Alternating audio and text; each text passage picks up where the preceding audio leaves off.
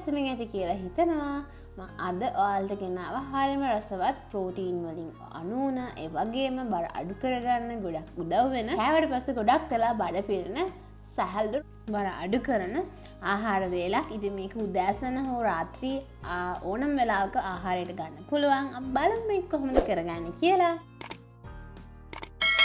මේකට මම ගන්නවා ගෝවා ලොකු ගෙඩියකින් කාලක කොටසක්. ඉතින් මෙතන මේ ගෝවා කෑල්ල අරගෙන හොඳින් සෝදලා පිරිසිදු කරලා අරගෙන තියෙන්නේ. මොකද ගෝවා කියලා කියන්නේ ගොඩක් විෂ දාසි දාලා හදන ආහාරයක්. ඒ වුණාට අපිට බර අඩු කරගන්න ගොඩක් උදව් වෙන නිසා මම මේක උණු වතුර සහ ලුණු මිශ්‍ර වතුරේ දාලා තියලා හොඳට වොෂ් කරලා අරගෙන තමයි මේ අරගෙන චූටි කෑලි වෙන කපා ගන්න. ඉතින් ගෝවා ප්‍රමාණය ඔයගොල්ලන්ට අඩු වැඩි කරගන්න පුළුවන්.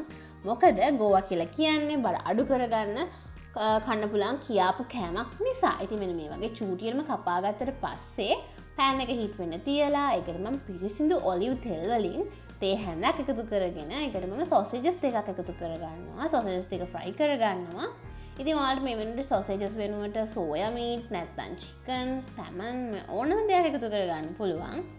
තවත් මම තෙල් තේ හැඳි කාලක් එකතු කරගෙන මෙන්න මේ වගේ අපේ ගෝවා ටික මේකට එකතු කරගන්නවා.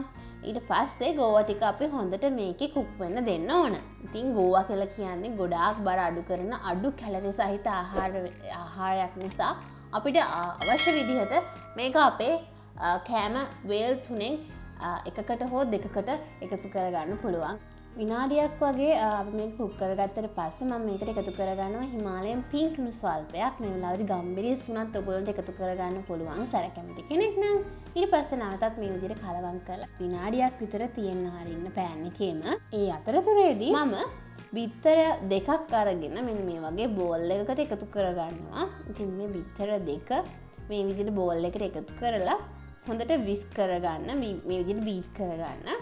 ඉතින් මේ වෙලාවේදී ඔයාලට ගම්බිරිස් නැත්තම් වෙන ඕනම දෙයක් එකතු කරගන්න පුළුවන්. ඔයාලා කැමති සීසනින් එකක්. ඊට පස්සේ අපි ගෝවා එකට මෙන්න මේක එකතු කරගන්නවා. මෙන්න මේ වගේ.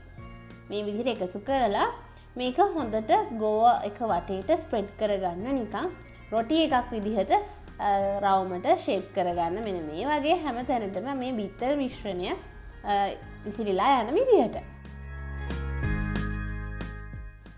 ඊට පස්සේ මේක කවර් කරලා විනාඩි දෙකක් විතර හොඳින් කුක් වෙන්න දෙනවා. විනාඩි දෙකකට පස්සේ මෙන්න මේ විදිහට අපිට පුළුවන් එජස් චෙක් කරලා බලලා අනිත් පැත්ත හරව ගන්න.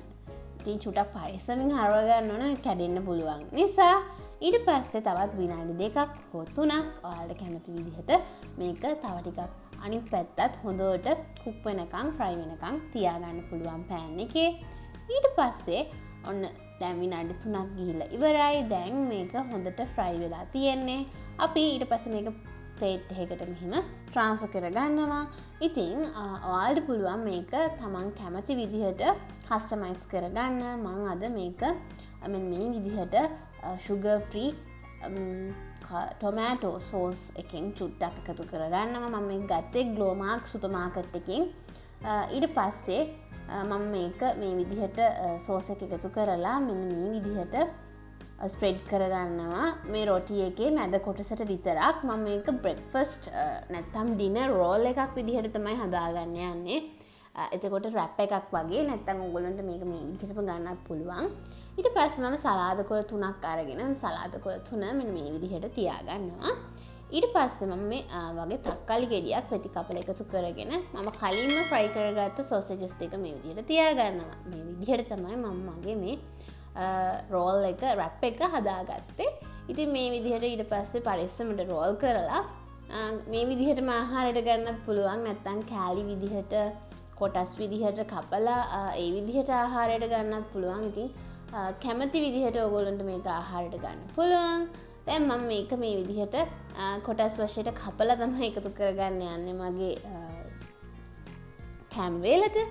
ඉතින් මම හිතනවා අද මම ගෙනාව වීඩියෝ එකකට ඔයාලා ගොඩක් කැමති ඇති කියලා. ලයික් එකක් දාන්න, කමෙන්ට් එකක් දාන්න අමතක කරන්න එපා. ඉතින් මේ වගේ තවත් රසවත් dad recipes ඔයාලා ළඟටම ගෙන්න ගන්න කවිද ඩෑෂ් chef මගේ YouTube channel එක subscribe කරලා තියාගන්න.